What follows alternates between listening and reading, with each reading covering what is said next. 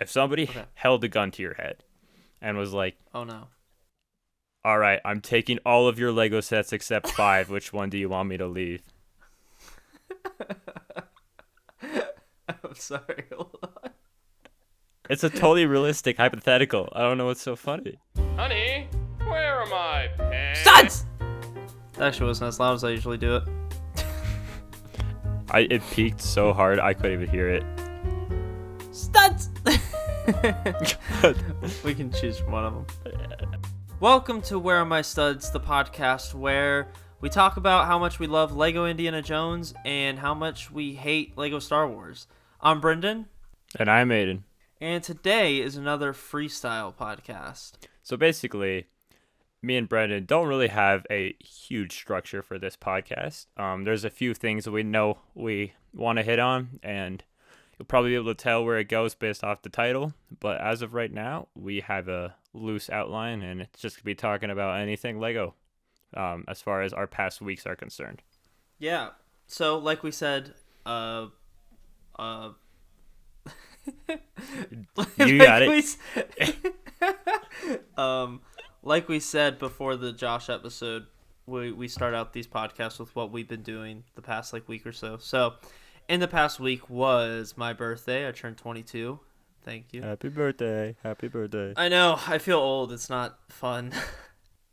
But anyways, I got a very special present, being my very last Indiana Jones set I will ever purchase. Because I now own all of them, which is the 2009 Fighter Plane Attack, which I got from my lovely girlfriend, and awesome set. This is such a better set than I actually thought it was going to be, and that's about it with me with Lego. But this set I've not been able to put down since I've been at the house. I'm holding it right now. I'm not even gonna lie. It's so much fun.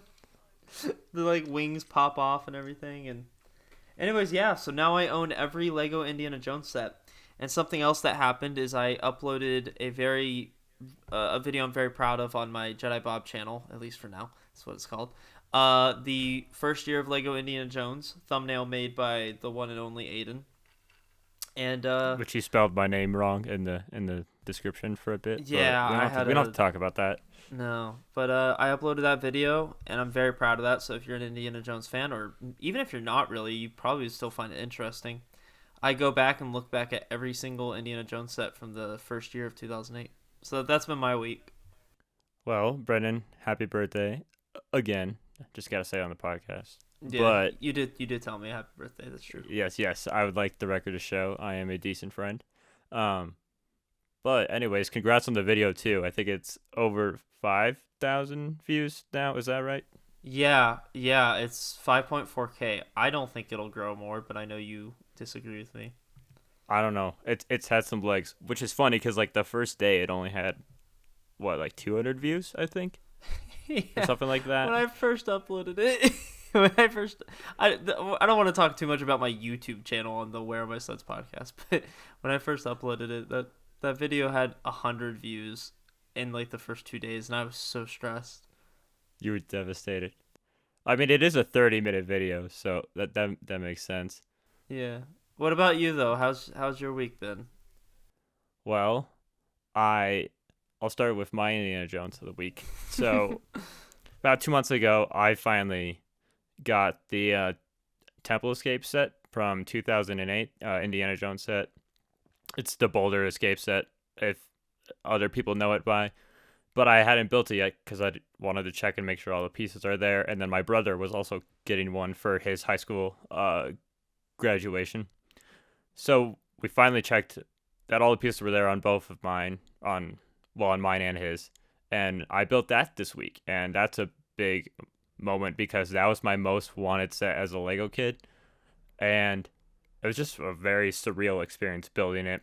And also the bricks and minifigs I bought it from was totally not very qualified at their job because half the pieces had bite marks on them and I had to replace a ton of them. So that kind of sucked. Shout out to Atlanta Brick Co. for being way better than that. I just need to mention that. Top tier Lego store for sure. Wish I 100%. had Bro, we should get sponsored. Yes. Great store, because that's where I got my Boulder Escape certified pre-owned, and I was very lucky. It was in very good condition.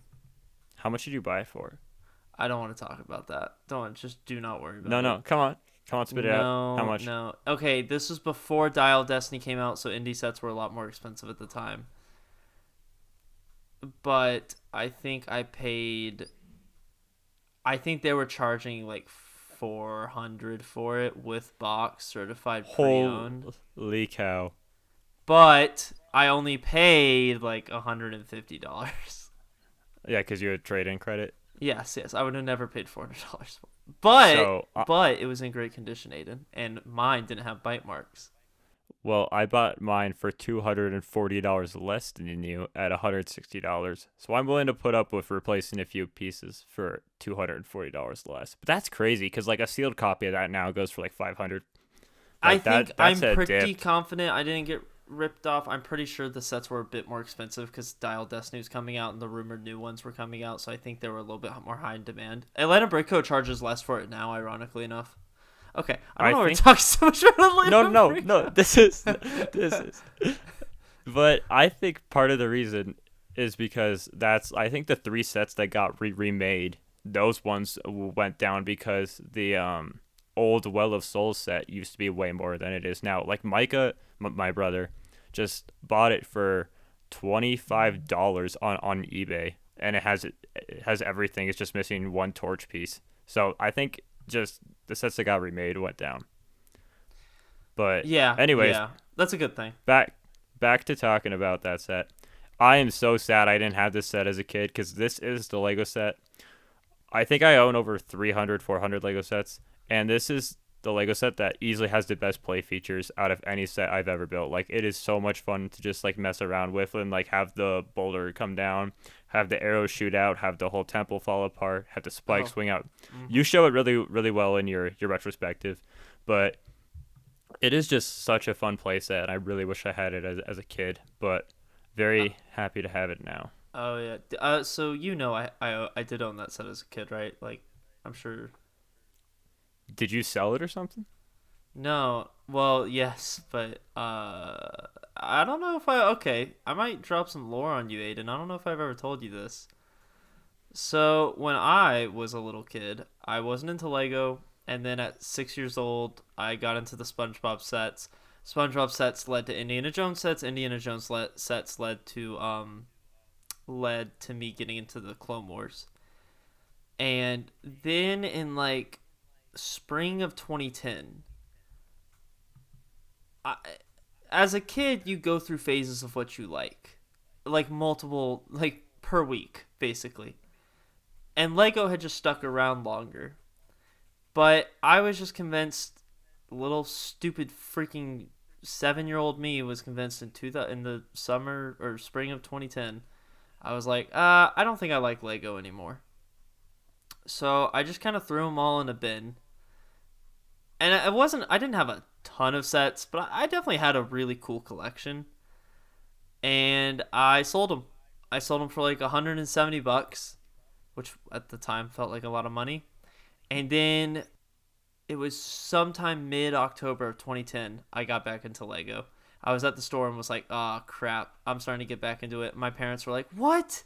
Like, they were they were like, why do you like this again? Why would you sell it? And I was like, I don't know. I'm a little kid. I'm only 8.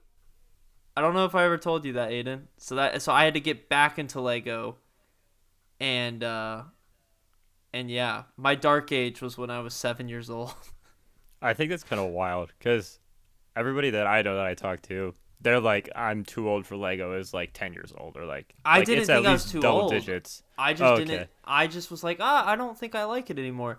And yeah, like all those Clone Wars sets I talk about having as a kid, not like Plo Koon Starfighter and all that. That was post this, but like the 2008/2009 Clone Wars sets, the AAT, the Anakin's Jedi Starfighter, ATTE, the Indiana Jones sets I talk about owning, the SpongeBob sets, almost all of those were pre-spring of 2010.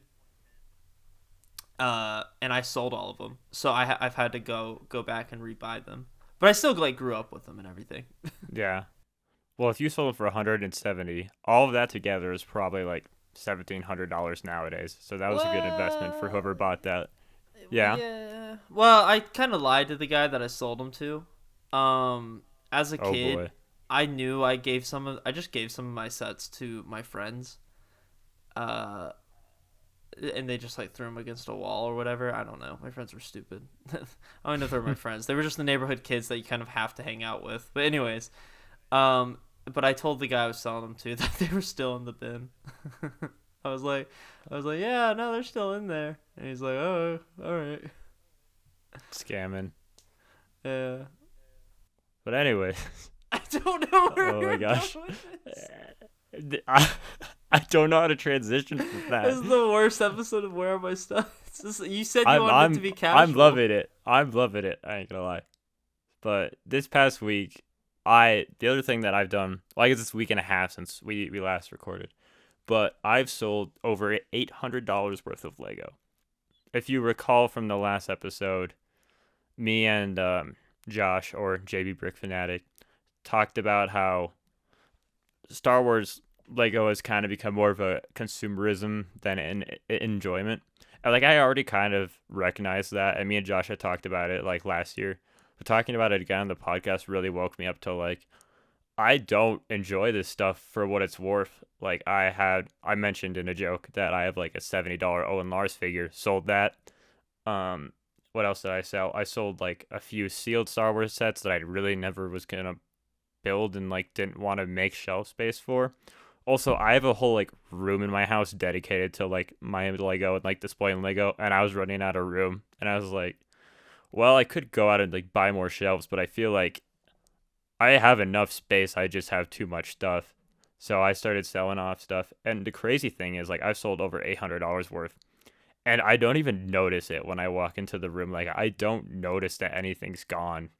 And I think once you hit that point, there is something to be said about like moving on from sets. And also like I haven't got to this point yet, but there's some sets that like I still like and still wouldn't mind displaying.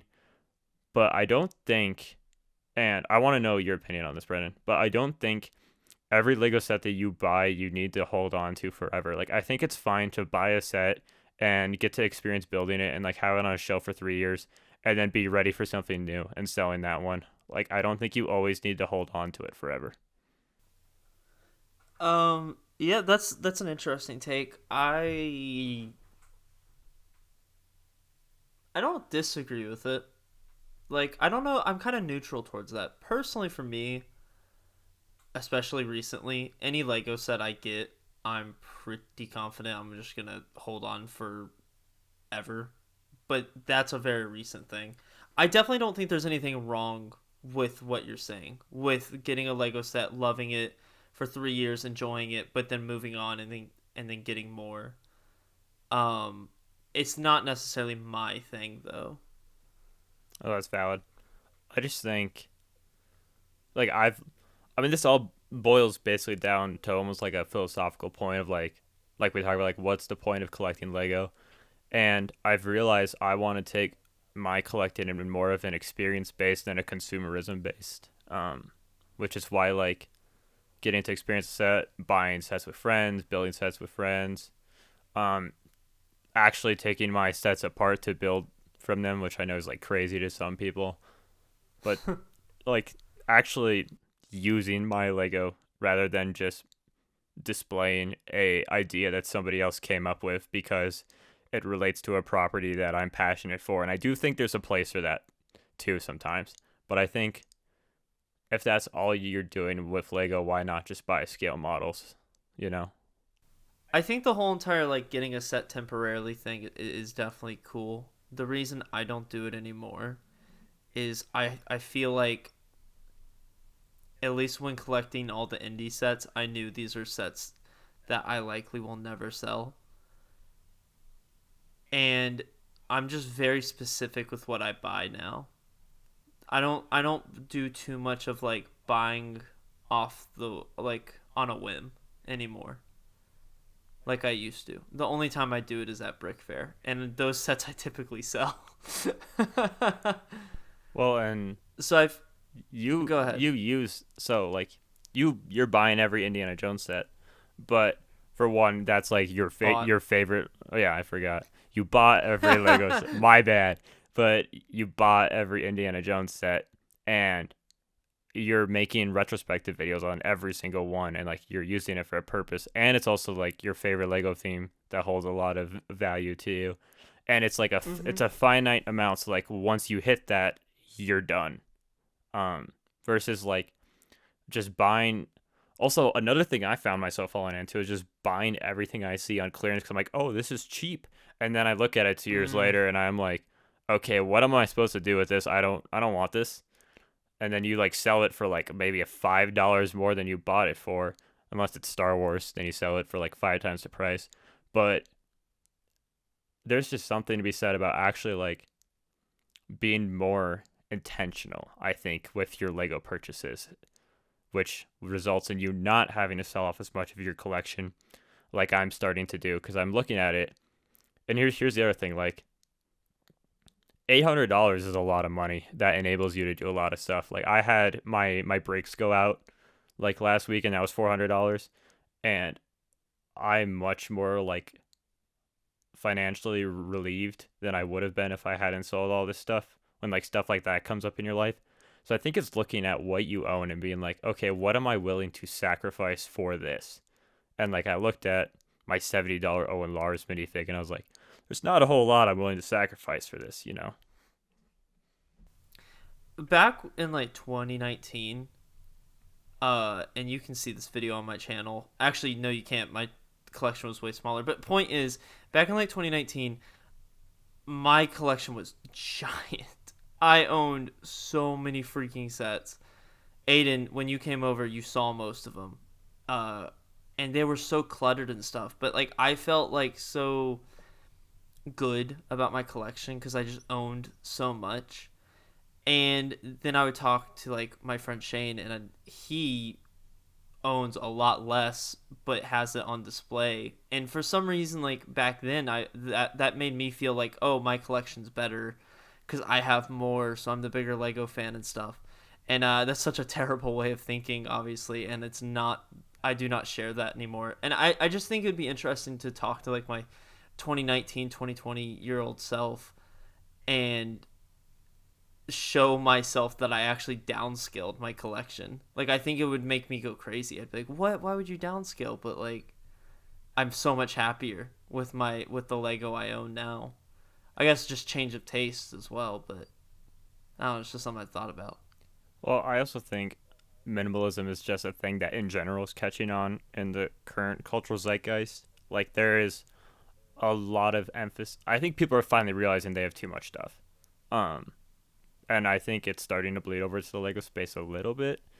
Not like as much in other spaces, but like I'm seeing way more stuff on Marketplace than I ever saw before. There's also way more people buying than ever before on the flip side, so I guess it Mm-hmm. balances out. But it's just interesting how much the market has shifted from buying stuff at like Target all the time and Walmart to buying from just other people. And I think that's Mm-hmm. really benefited being able to sell your Lego collections off. But I do think you pointed something out of like when you said Shane had like almost all of his collection on display. Like you actually, I think there is this innate desire to like flex everything that you have, and like that's what makes your Lego collection cool when like people see it is like you have a lot. But I've almost kind of switched to like if you're making your collection for yourself, like you should be observing all of it. Like there shouldn't be just sets chilling in bags or at the bottom of buckets that you are never having on a shelf across like a Mm-hmm. 2 year period. Like those sets you need to sell because you could be doing way better things to Lego or non Lego with them, and it's prohibiting you from experience that you could have. And then also like there's somebody out there who wants that if you want to go with the whole like holier than thou approach, I guess, where you're like there's somebody who wants that and you don't want it, so why don't you enable them to have it? And it's just like I don't know. I think any collection part of your collection that you know that you're not ever going to use, you should sell off. I think is the baseline. I got a question.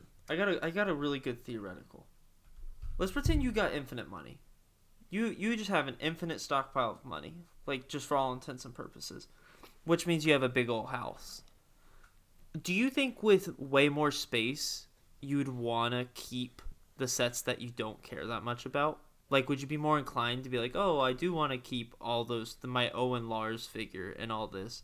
Because I, honestly, wholeheartedly, I really don't think I would. I still think I would have sold all those Star Wars sets that we'll talk about later in the episode. I still think even if I was rich, I still would have sold all of them because I just didn't care. Like, even if I had infinite money and infinite room, I would buy more Lego in the sense of I'd still buy more of the sets I want already, which is like, adventurers and maybe some classic Batman and stuff. But I think I still would be wanting to sell some of my stuff that I didn't like the UCS slave one. And I'm interested. What you would. Do you think you would keep that same opinion with infinite money / space? So this is something that I've actually thought about across the past 2 years. And I think the only thing that would change is I would give away these sets instead of sell them. Because I just wouldn't need the extra $20 if I was rich and had unlimited money. But I think part of the joy of collecting, I don't know if joy is the right word, but part of the satisfaction of collecting is that you made a sacrifice to obtain that specific commodity, and you chose it over other things. And I don't know if it's all just handed to you. Basically, if you have $1 million, you go out and buy every Star Wars set and every Indiana Jones set and all that stuff. And it doesn't really feel super earned, or you had to put much decision or thought into it. I think it honestly takes some of the fun out of it, because part of the fun to Lego collecting for me is there's not a ton of super modern sets that I want. So going out and trying to find the ones that I want, that are obviously retired, so I can only buy them for people at good deals, and searching for them for multiple years. And then when I find a good deal, it's just way more fun. That's part of the joy to Lego collecting for me, is trying to find a good deal, and you lose that aspect too. So honestly, if you had unlimited money, I almost feel like it wouldn't be as much fun to collect, because it would just it wouldn't be as special when you got something, I agree, but if you're rich, I mean, there's nothing else you can do. I would buy so many cars. No more Lego collecting. Actually, massive Stingray room. Hear me out. What, you mean an aquarium? Well, so for those of you who don't know, I don't know if you know this, stingrays are easily my favorite animal. Man, this is way off topic. But anyways, I want to have a massive tank in my house one day, because stingrays are awesome. They're only $250 each, and they live for 10 years. So that's going to be my adult version of Lego collecting, is collecting stingrays. Get out of here. That's crazy. Yeah. I've looked into it and everything. It's actually not that unobtainable. I guess we should move on and basically talk about, because the episode, I mean, we kind of are talking about selling off your Lego, but our personal experiences, because you don't want to keep talking about stingrays? We've mentioned we've mentioned on the podcast before that Aidan came over to my house in the spring of 2023, and when he did, we drove up to Atlanta Brick Code the first day he was here. I just sold a few small things, I think, and Aidan, actually what did I sell that first day? I don't know. I sold a few things, got a little bit of store credit. Aidan sold a few things, he got a lot of store credit, and it was a good time, having fun. And one of Aidan's first comments when he got to my house was, "Oh my God, what is wrong with your shelves?" And I was like, "What?" And no, that's literally what he said, by the way. Yep. I'm a very blunt person. And I was just like, "Oh, what's wrong?" And you're like, "I can't even what are all these sets?" And I'm sure in some of my older videos you can see the background of all the shelves and how cluttered they were. I was like, "Oh, they're all my sets." And Aidan was just so insulting, which, respect, I get it. of like how ugly they were, and it just kind of clicked. He's like, I remember he kind of was like, what's the point of having them? Like, when's the last time you actually picked them up and looked at them? And I was like, oh, that's a good point. So that we drove back to Atlanta Brick Co. the next day, and I sold off. Would it be half? You Or is it sold less? off. I think everything you sold was Star Wars, so it was half of your Star Wars for sure. I don't know if it was half of your collection. I didn't sell. I sold some of my Marvel figures. Yes, Marvel but, too. Yep.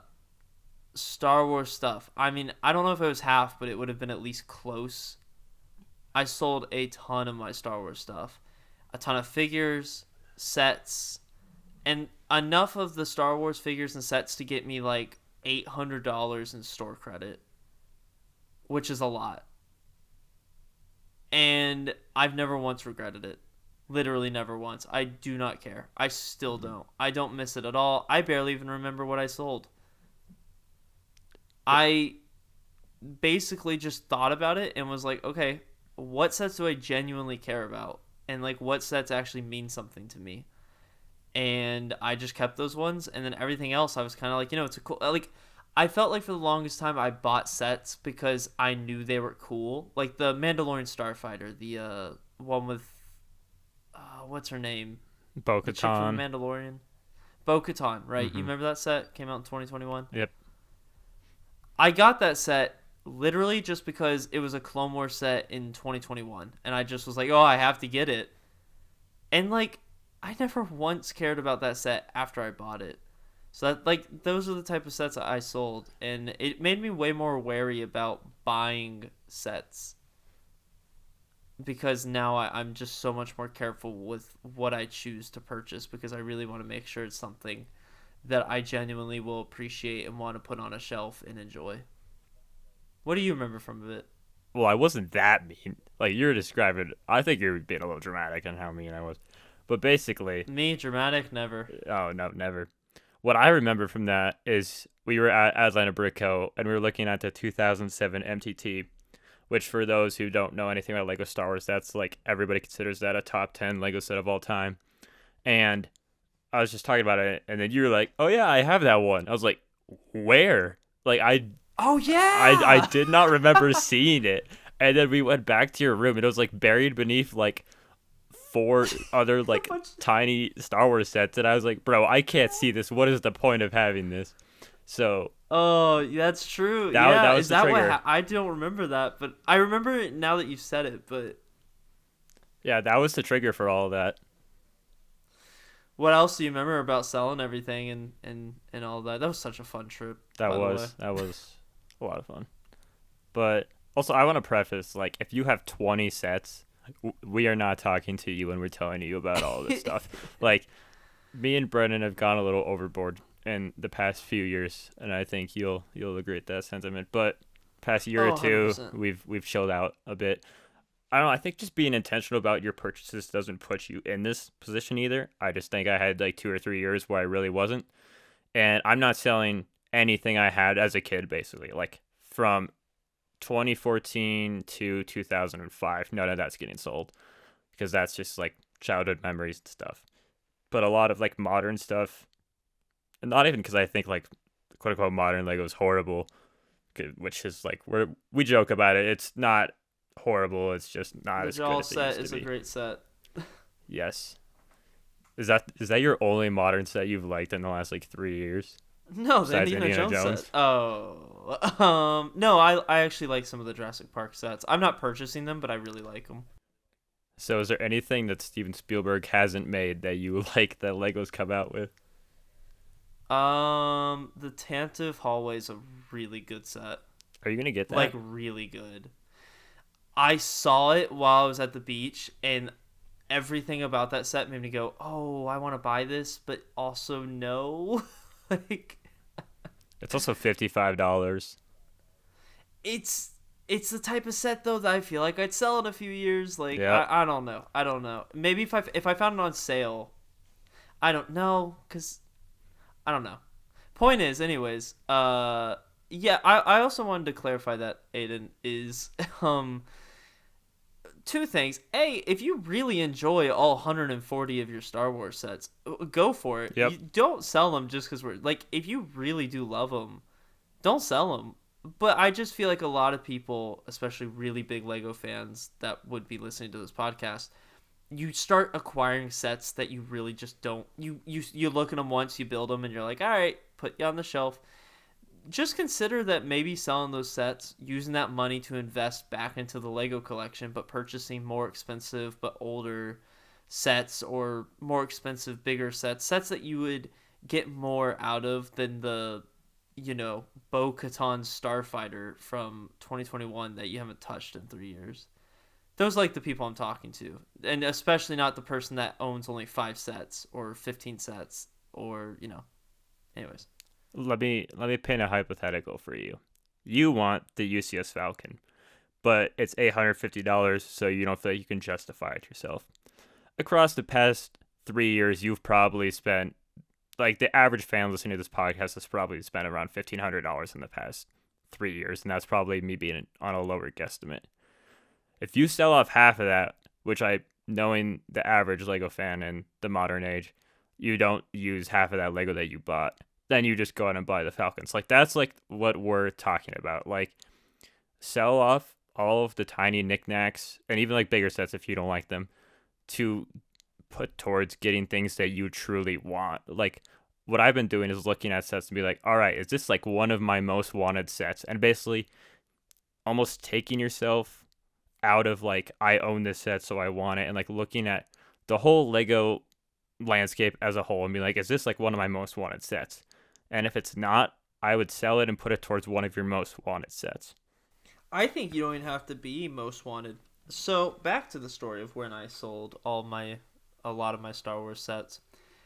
Aidan and I were on a big kick of becoming who we are today, which was part of that was enjoying non-Lego Star Wars parts of Lego. You made that sound so dramatic. But continue, you bet. Anyways,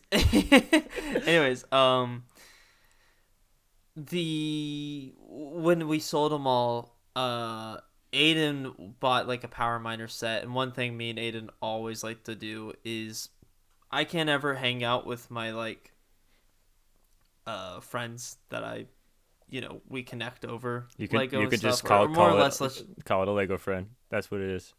Lego friend. Yep. I don't like hanging out with a Lego friend. Is I always feel the need to buy some old set and build it, and it doesn't have to be big. Like, it could be a tiny little set, but it's just like it's such an experience to like just build a set with your friends, especially if it's an older set. It's such a good vibe, and since I had like $800 in store credit, Aidan was like, "Oh, come on, man, you got to purchase something."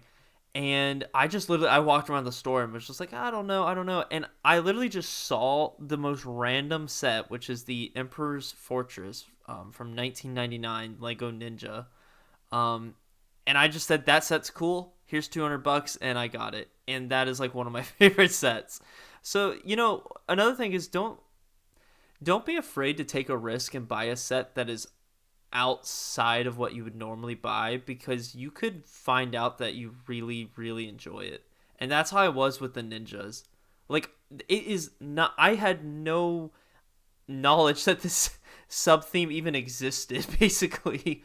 And I just got one of the sets and was like, oh wait, this is awesome. And I have no regrets selling all that for some random Lego ninjas. Well, I think that's even just good general life advice. Like, step out of your comfort zone and you'll find things that you enjoy that you never thought you would. And, like, sometimes it's scary. Like, it's not scary to buy the ninja set that you bought necessarily, but, like, it's something different. And you discovered, like, a whole sub-theme of Lego that you liked and now enjoy. And I want one of those ninja sets you have so bad now. The Stonebridge one. So you made a video. I wonder if you know where I'm going with this. You made a video a while back. I think it was over a year ago, of like your top 5 desert island Lego sets. And I want to propose a question that's kind of in the same vein, and I wonder if you're going to give me a different list. If somebody held a gun to your head and was like, "Oh no, All right, I'm taking all of your Lego sets except 5. Which one do you want me to leave? What 5 sets would you pick and why? I'm sorry. Hold on. It's a totally realistic hypothetical. I don't know what's so funny. I mean, who's breaking into my house? Like David Hall? Like, uh, Jeff Bezos, no, please. Not the Batman sets. Oh, I need the Batcave. I'm sorry. I can only keep 5 Lego sets. Mm-hmm. Oh, yeah, this was literally the video. Okay, this is a good theoretical. Lego Batcave 2006. Am I ever gonna be able to buy more Lego, or is this like it? These are the last 5 sets I can ever. Let's make it a little more fun and say no, and also like say why you'd keep it.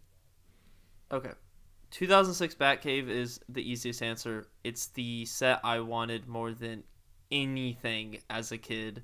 I have a great memory purchasing it. I got the deal. I got a once in a lifetime deal on that set, and I cannot stretch how good $400 is for a sealed 2006 Batcave. That just doesn't happen.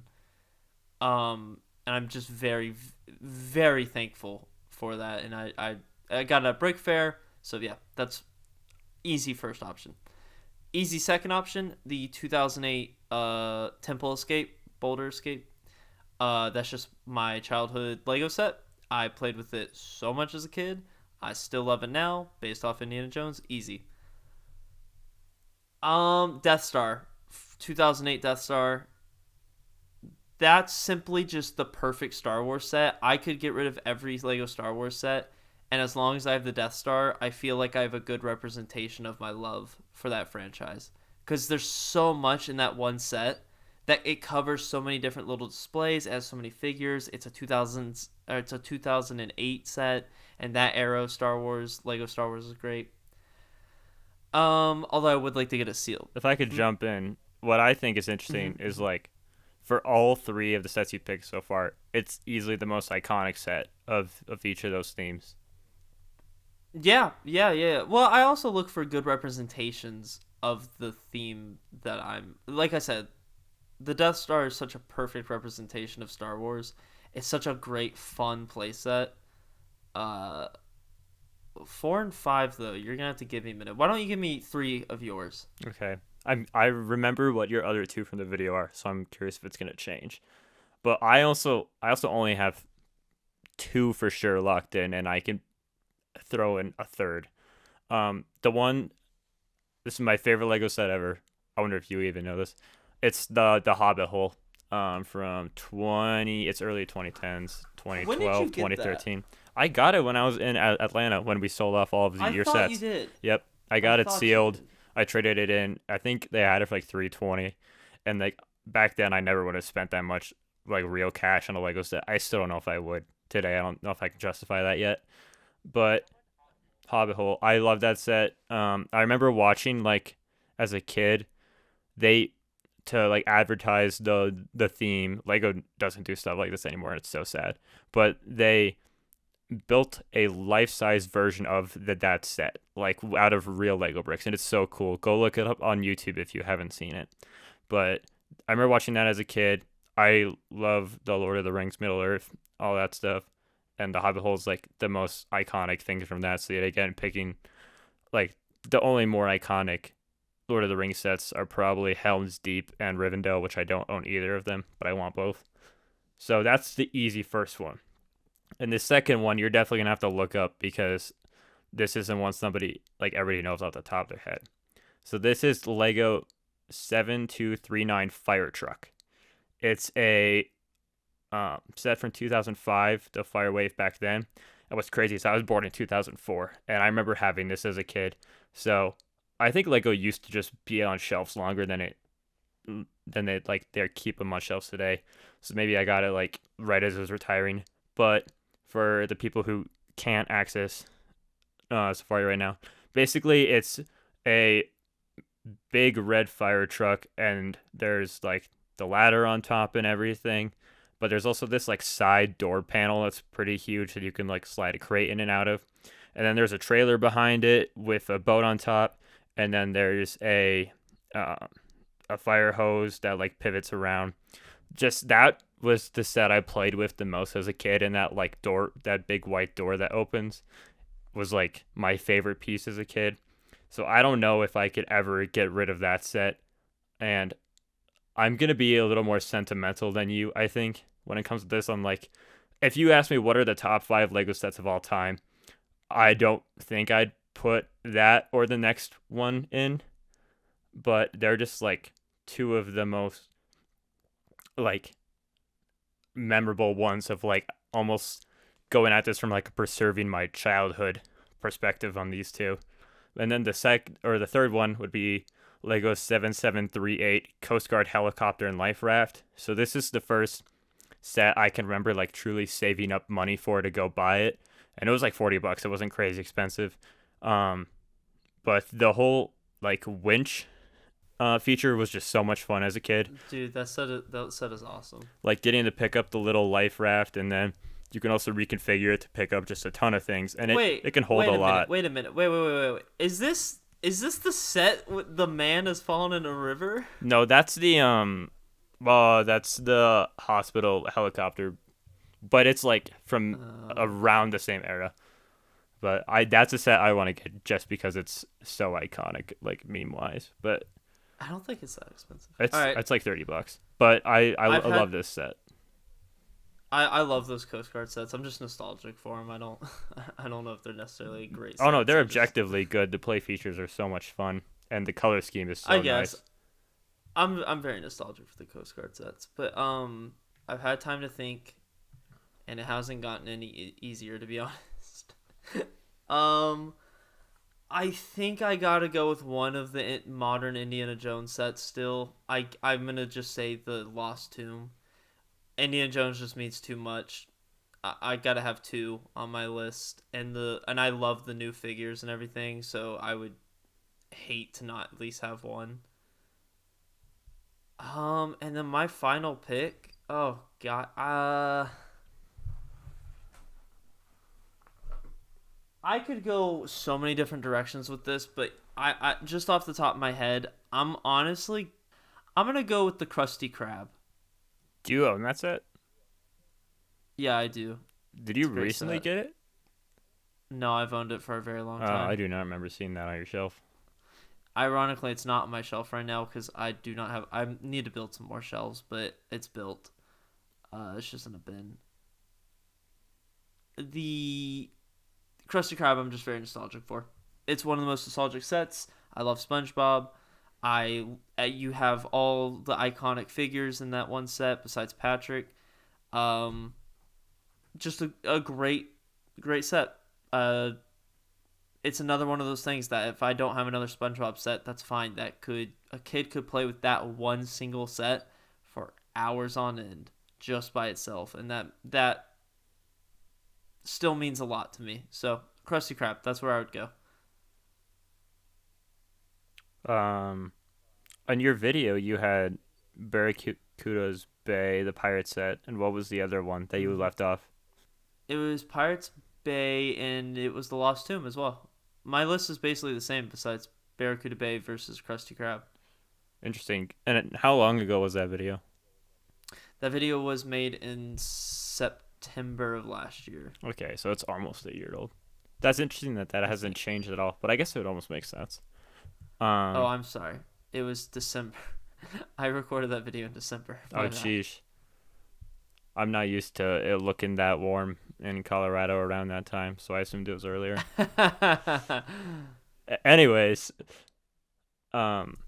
there's two themes that I haven't covered that just mean too much all time to me that I have to keep them. So one of them is going to be a Star Wars set. One of them is going to be an Indiana Jones set.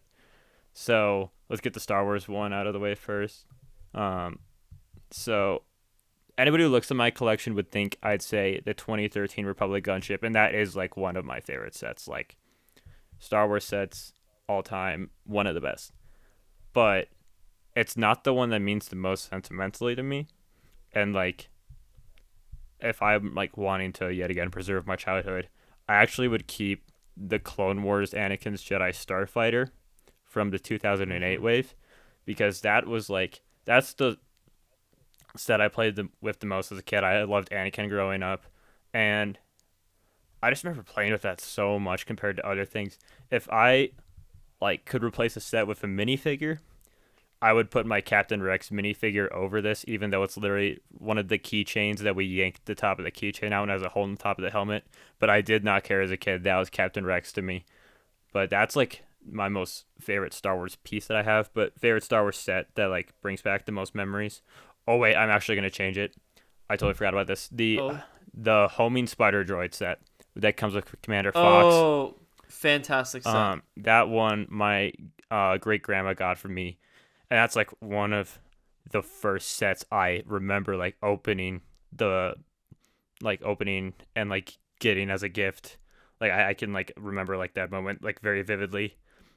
And she also passed away like 2 years ago, so that's like super sentimental now. So that's something I don't think I would ever get rid of. If I'm keeping like if I can only keep 5 sets, that's 100% one of them. Totally didn't think about that until now. Then of course Indiana Jones, the theme which means the most to me. Up until building it, I would have told you it would be the Temple Escape. The set that I think me and you have talked about more than any other set on this podcast. But I actually don't know because it's like I didn't have it as a kid. If I had it as a kid, it would 100% be on there. But I'm actually debating between the River Chase set and the Temple of the Lost Tomb, the one from 2023 that you added onto your list. The Temple of the Lost Tomb I have a lot of sentimental value of because me and my brother went and got that set the day that it came out at the Lego store. First time I've been to an opening day at a Lego store in a long time. But the River Chase I played with so much as a kid. I was obsessed with crocodiles when it came to crocodile and the little net piece and everything. And I genuinely cannot decide between the two of those. But I guess gun to my head, I have to pick one. Oh. Yeah, I'd honestly pick the Tomb set.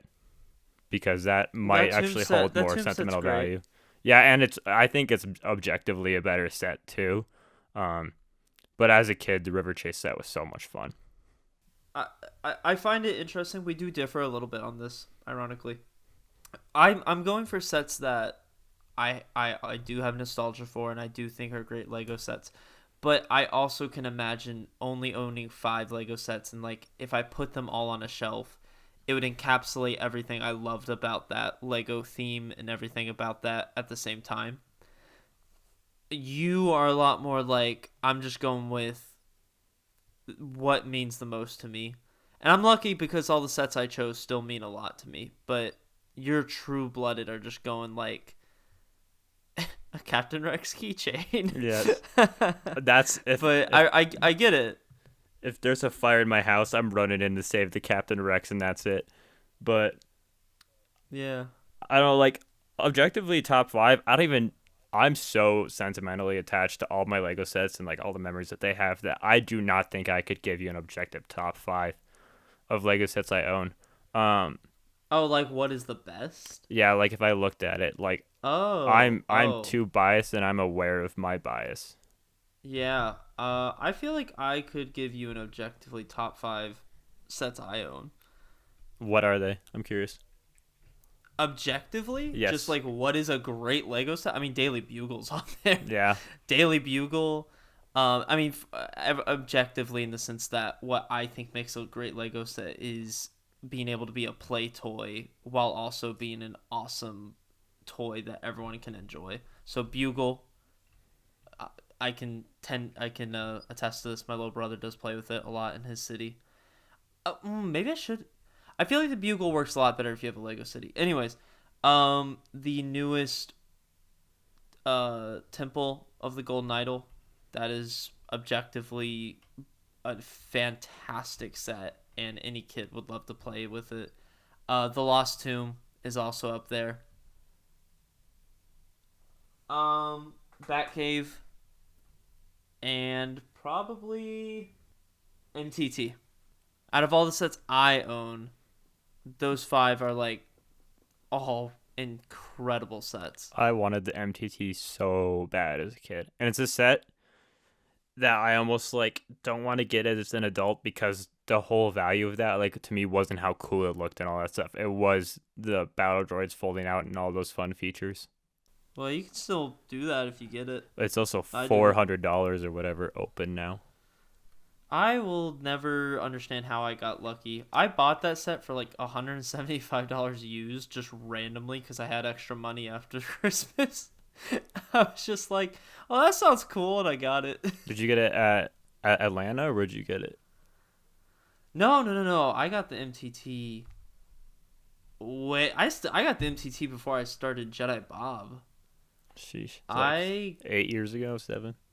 Yes. Sorry, I'm trying to make sure I get this right. Yeah, I was in 8th grade, I'm pretty sure. And it was 2015. No, my bad. Sorry. Beginning of 2017. Cuz I started working at my job in 2016 at 14 years old, and I hadn't really occurred to me that I should buy Lego with the money I was making cuz I wasn't making very much cuz I was only 14 and I barely got hours. Anywho, it was soon after Christmas, and I just had some extra money lying around, and I was like, oh, you know what'd be cool is like looking on eBay, and I kind of had forgotten about the MTT, but I was like, oh, I always wanted that one as a kid. It was like $170, and I was like, I should buy this. Why not? I got the money. I bought it. I put it together, and I was like, this is a cool set. So, I mean, you still kind of got to experience as a kid somewhat then. Because, like, 14, kind of a I kid. did and I didn't. Yeah. I played with it. Like, I definitely played with it and, like, made it roll out to battle. But, like, the MTT, it didn't have the same effect that the Batcave did. It's honestly kind of sad, right? The MTT was the Batcave in a lot of ways for me as well. I just had a little bit of a younger age. At 7 years old, I wanted the MTT more than anything. The fact of the matter is, as a kid, I was like, holy crap, I can have a giant freaking tank hold an entire droid army by itself. Like, that's just the coolest thing. And I really wanted it, never got it. Moved on, played with Lego, and then, 2015 kind of got out of Lego. And anyways, I didn't feel like I had a great experience in the sense of, like, you remember when I got that Batcave, Aidan, and, like, I couldn't take my eyes off that thing. Yep. Bro, I literally woke up and was like, I can't believe I still am looking at this set. Like, this isn't a dream. I've literally had dreams about getting that set before I bought it. Just because, like, it was the white whale. It was never going to happen. And the MTT never had that effect. Like, I really wanted it, and I just got it on a whim. It wasn't built up or anything. I built it, had fun with it, and I still think it's a good set, but you'll always notice it's not on my, like, top 5 or top 10 personal favorite Lego sets. Yeah, do you think it's like if somebody offered you $400 for the MTT, would you take it right now? No. I feel like I can never sell it because I do still think it's a great set, but I know how badly I wanted it as a kid. And I just, like, can't imagine having to tell my 7-year-old self, oh, yeah, I got the MTT, had it for a few years, and then just sold it. Like, that's ridiculous. I couldn't sell it for that reason. It's still a set that I feel proud to own it. Like, that's a better way of putting it. The Batcave, there's no pride in it. The Batcave is pure just, oh, my God, I own the Batcave. The MTT is like, oh, I finally did it. I did get it eventually. Like, I'm fulfilling that childhood dream, even if I'm not in love with it right now.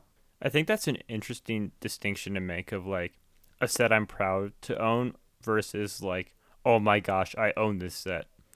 Because, like, building the temple... It's not pride. Well, it's not pride. Well, either. yeah, I know what you mean by it, though. Like, that you're like, oh, this is cool that I own this. Versus, like, oh my gosh, I have this. Like, I think those are two completely different things. I'm trying to think, like, what is, like, my oh my gosh, I have this. That's, like, getting the 2013 gunship from my brother. That, like, when I first got that, I was like, oh my gosh, I have this. Because as a kid, I wanted a gunship more than anything in the world. And honestly, probably the truck chase from Indiana Jones. Like, that was... Dude, I wanted that set so bad, but I was like, oh, it's like a $60 set, so I, like, didn't save up money for it or anything, and thought it was so expensive. So it was freaking $30. Like, I easily could have afforded that back then, but instead I needed another, like, recycling truck or whatever. Another fire truck. Yep. But what's your, like, if we have to make, like, a final statement about our thoughts on this, of, like, selling off parts of your collection, or, like, what should you keep from your collection? I mean, keep what you want. Like, don't listen to us. I mean, dude, I don't even care. If you just are like, I like having a big Lego collection, then do it. Like, it's perfectly fine. And that's what I did, and no one's objectively wrong for doing that. But also, I guess also the point of the podcast is to maybe just make people think about alternative ways to view slash collect slash, whatever. Maybe just think, is there a set you want? Or do you live near a Bricks and Minifigs slash an Orlando Brick Co? Maybe take in a bunch of the sets that you don't have that much attachment for, or bring in a bunch of minifigures that you haven't looked at in 2 years. Sell them and just get something else. Get an older set that's more expensive, but maybe it's one you always wanted as a kid, and you'll probably get more enjoyment out of that than, the 501st Battle Pack and the... I don't know what modern Star Wars sets look like now, but you get what I mean. Yeah, I'd say I agree with Take a chance with everything you say there, except don't bring it into a Bricks and Minifigs, because they'll give you a bag of chips for a $160 set. Maybe that bag of chips will taste better than the dust settling on the... I would hope it does. 160. I think it's... Also, don't eat your Lego. Don't encourage that, Brendan. That I will tell you that objectively, do not eat it. There is, like, Lego candy, though. Have you tried it? There is. I made a video on it. Oh, yeah. Man, we just, like, plug your channel nonstop in this episode. I made a video on the Lego candy. Maybe we should just base our podcast episodes around videos you've made. Oh, what can I say?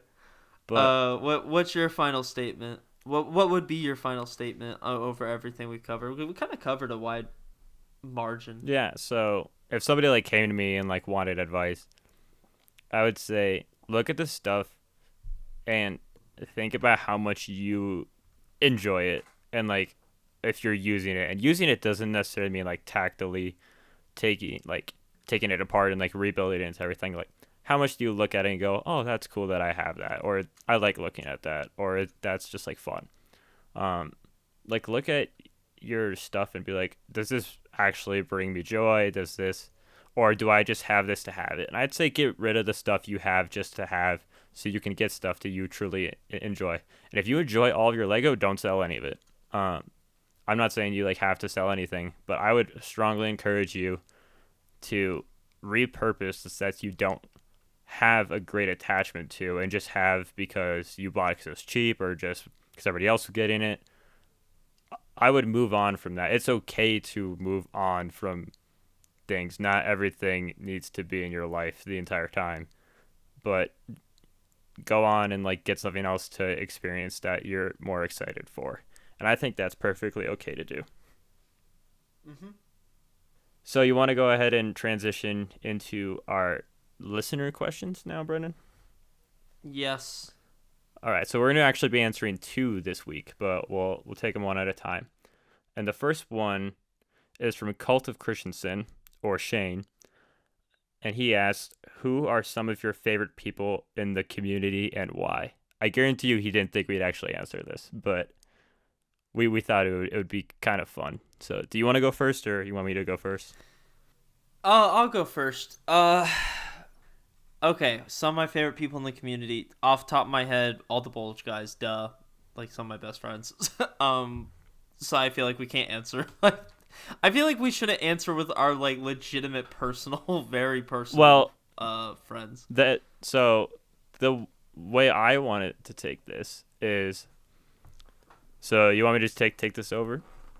Yeah, go Okay. ahead. I'm lead in. Okay, so I think it would be more fun if we took this in the direction of, like, people we don't know super well, but think are cool or admire what they do or who they are.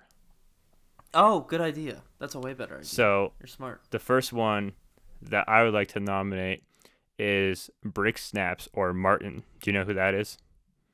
I don't. Well, you follow him, but Oh God. oh Well, no, I never follow a mind. lot Never of- mind. You don't. Never mind. That'd be really funny. I was like, no, no, no, no, no. He is one of the most genuine and kind people I've met in this community. He's the guy who gave Jillian a bunch of Ewoks. If you ever heard her tell that story. Oh Yep. yes. He Brick does Snaps. he does like charity marathons a lot. He's super kind if you ever talk to him at a con. He built a ton of big Disney castles. I always see him like answering kids' questions. He's just a super nice, genuine guy from the interactions I've had and from what I've seen him do. Okay, my first nomination is John Klapeek. Oh, 100%. I love John. He is a former Lego enthusiast for the most part. But he shows up to conventions and never even knew the guy, and that man is just as genuine as possible. Literally, maybe the friendliest guy I've ever met. So nice, so respectful, so funny. Just like you can't talk to the guy and be like, "Oh, now I'm." You can't be mad like while talking to him. He is such a cool dude. He loves Lego Indiana Jones, so maybe I'm a little biased, but John Klapeek, freaking awesome. I hope to see him at Brick Fair this year. So I actually know John pretty well. He was actually one of the first people I became friends with in the community, and I second everything he said. Like he's just always such like a great person to talk to. Super talented builder too. Like I don't know if you've seen his stuff. He did a ton of Indiana Jones vignettes a while ago, and he had the internship at Lego too, and he did a TED Talk on that too. I don't know if you've watched that, but I've seen parts of it. I've not watched the full thing. just super cool guy. Yeah. You have another nomination? I do, and this one I know me and you have both interacted with, because he's an Atlanta Brick Co. employee, and that's Steven Erickson. He was on Lego Masters, so a lot of people know about him and have seen him, but he's just as genuine in real life and kind, and like the conversations I've had with him at conventions and at Atlanta Brick Co. I don't think he even remembers who I am, and that's totally fine. But like every conversation, he's just so nice to talk to and is always like genuinely interested in what you have to say, or at least makes you feel that way. And like all the kids who like come up to him because they saw him in Lego Masters, I've seen him interact with them just like at cons, and just a super nice guy that's always just a blast to talk to. Yeah, 100%. Steven's freaking... He's kind of like John in that sense. He's just always a very nice guy. Well, and his brother Hope none of Mark these is super cool too. Yeah, absolutely. Hope none of these people mind that we're just name dropping them on our random podcast. Bro, you think any of them listen to us? Let's be real. This is my parents and 4 of our friends that listen. Okay, so my second nomination is someone that I do know, but I wouldn't say like we're BFFs, but it is Blaine, aka Blaine's World. what is his, Blaine's World is his brick Blaine's link. World. See, exactly. We're not great friends.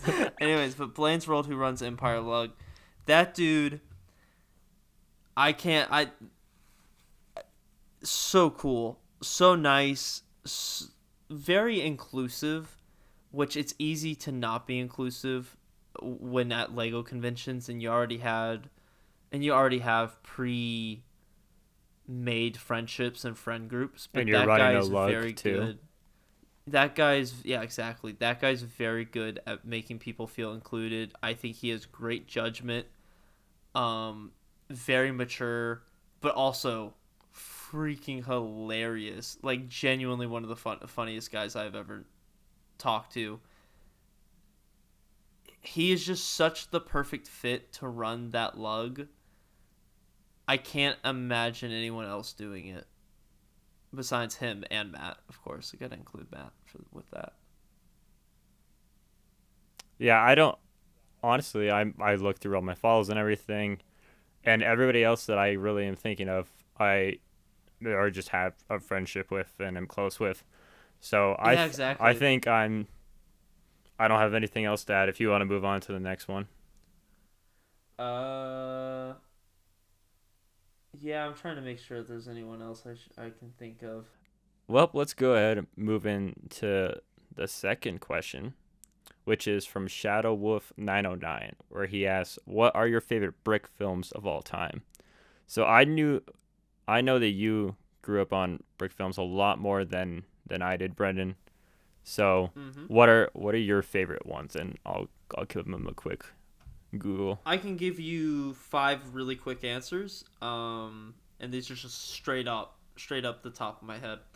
Uh, I think it's Battle for the Brick for Combat, which is the Kubert's Halo Lego stop motion. That is my favorite animation period of all time. It is a perfect. I mean, especially if you're a Halo fan, you'll like it. But even if you're not, it's wonderful. Very in-house. Like, he has tons of behind the scenes stuff about the video. I recommend you go and watch it. It's so good, so popular. It's awesome. 86 Second one. million views. That is crazy. Yeah. Second one, off the top of my head, is Pizza Movie's 501st stop motion, the most popular one on Naboo and all that. That is an absolute classic. It sucks. It's a terrible animation. But that thing inspired me to like basically want Lego Star Wars sets. So, third one. This isn't really specific, but you can really just take any of the classic Forest Fire stop motions. I guess some of my favorites are the Great Lego Race.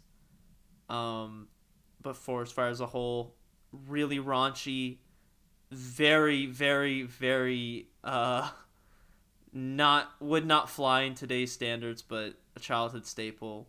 Great.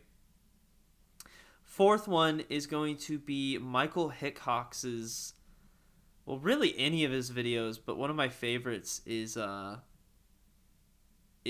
mini golf. And that's all it is. I love Michael Hickhox's old brick films because that man, he took such basic concepts and just made them into little family-friendly films, and they're so innocent and goofy and fun. They don't have a lot of voice acting, if any. Michael Hickhox, amazing brick films, like incredible. And my fifth one is Pirates Rule from Annoying Noises Productions. This is actually one I discovered way later in my life, and it's again, it's not some really well animated video. I just think it's really, I really like family friendly stop motions, because I don't know, raunchy stop motions, while funny when you're 6, 7, and 8, they kind of, I don't know, they're not my thing. It's Lego, it just feels weird. But Pirates Rule is kind of like Michael Hickok's. It's a family friendly just pirate stop motion where pirates, ninjas, and British all fight each other over this random treasure. It's like 14 minutes. It's a little movie, and I find it very fun. Those are my 5. The only one that I had ever even heard about was the Pizza Movies one. I know that's like iconic for a lot of people's childhoods. You've never heard of any of the rest of these? No, I've heard of Michael Hitchcock, whatever you said. I think I've seen one or two of his videos, but not the one you talked about. Yeah, I was a big stop motion kid, so I have. I mean, I could have also named Blob Studios' Star Wars Christmas specials. Those are awesome. Okay, I can't name 5. I'm gonna be honest. That's crazy, really? I didn't start watching stop motions until the last like 8 months. I did not grow up watching stop motions. I was a clone base kid. Shout out Lego Buff Productions and Chris Productions. That was my childhood, and building Kashyyyk. But so mine, I don't know if you've even heard of, because they're all like from way more recent. So have you ever heard of Lego Star Wars Sharp Eye? It like follows a clone trooper across like from Order 66 all the way to the Battle of Endor, I think. What was it called? Lego what? Lego Star Wars Sharp Eye. It's like 49 minutes long. I so I fall asleep with my TV on, and I just woke up one morning and that was just playing like the first 2 minutes of it because YouTube had just been auto running all night. And I literally just sat in my bed and watched it for 50 minutes, and it was like actually awesome. So that's my favorite stop motion of all time. And that was like 4 months ago or something. That was pretty recent. The other one that I know I really like is Forest Fires 101. His Miles Morales stop motion from 10 months ago. So it's his more recent stuff. It is so clean and like some of the best fight scenes I've ever seen in stop motion. And then the third one that I'm going to throw in, I haven't even finished yet, but I sent it to a group chat that me and Brendan are in, and you said you were going to watch it. Have you watched it yet? No, it's in my watch later. I still want to watch it. It's called Indiana Jones and the Staff of Gods. This one, so in high school, I would like make short films and stuff, super into movies. Still am, just not as much as I was. And I can tell that this is like a incredibly well blocked and directed. Like the person who made it just knows how to shoot a movie and make it look visually interesting. And like camera movement's great. So Indiana Jones and the Staff of Gods by let's see who's this by. Let's look real quick. If YouTube wants to load. By Kevin Colho. I definitely butchered that name pronunciation, but he only has like a little under 2,000 subscribers, and the video itself only has like 25,000 views. So highly recommend that one. That one's super gory though. So like if you're not into gory stuff at all, like you were saying, Brendan. What, the Indiana Jones one? It's super gory. Like that's crazy. well, really? It follows a Nazi occupation in South Africa, so of course it's gonna be a little gory. I'm excited to watch it. But it's really cool, and I'm halfway through. It's just shot really well, and it's a pretty interesting story. And I think it understands who Indiana Jones as a character is more than the fifth Indiana Jones movie. But we don't have to get into that. Oh, all right. But yeah, those are controversial takes to yourself. I don't think that's controversial. I think you're on the opposite side with liking the fifth one. But that's true. I think that's all I've got to contribute to that question. Is there anything else you want to add on? Yeah, I mean, I could name so many. Lego Star Wars: The Ruthless Plan by Fancy Pants is a really funny one. The actual quality of animation to me is never the part that matters. It's all about the story, writing, comedy, the look, like the actual look in camera, but animation quality is never like having some sort of style. It's important, but it's not the most important thing. And that should be nothing. It shouldn't be more obvious than any of my favorite stop motions. There's so many more I could name. It. I like so many different Brick films, even though I don't watch them anymore. It sucks because Brick films is very much becoming a way more rare thing to see, especially with 3D rendering with Lego, with Blender. Well, and you don't see the long form content for it anymore. It's mainly short form that I see, like on Reels when I'm scrolling through. Yeah, Lego animations, in my opinion, are an art form that is dying, and it's unfortunate. And there's, it's not dying that much. Like it's, people still do it, but in the early 2010s, 99% of Lego was brick films, and it was awesome. Because back then, as a kid, you'd never seen your Legos move, and then you go on YouTube and freaking Indiana Jones is somehow moving by himself, so it's a big deal back then. I really like what our Slugger does, where he incorporates it just into his videos, where he's like talking about sets or like older Lego, and he'll just like throw in a stop motion of like the figure set he's talking about moving around. I really like that. Yeah. Alright, well, that will just about do it for Where Are My Studs, episode 5. Next week, I think we'll have a guest, maybe. Yes, we do. We do? Okay. Well, fantastic. I hope everyone enjoyed this episode. Make sure to write a review, leave a star rating, whatever it is. It actually helps out the podcast a lot. And make sure to just keep tuning in every week. If you like what you're hearing, tell us. Send us a DM and tell us how much you like the podcast. Tell your grandmother as well. And if you do have a question, you can just leave it as a comment on the YouTube video, send a DM to the Instagram account, or answer the story whenever it is posted. But that'll just about do it for today. Goodbye. Tell your grandmas. Bye.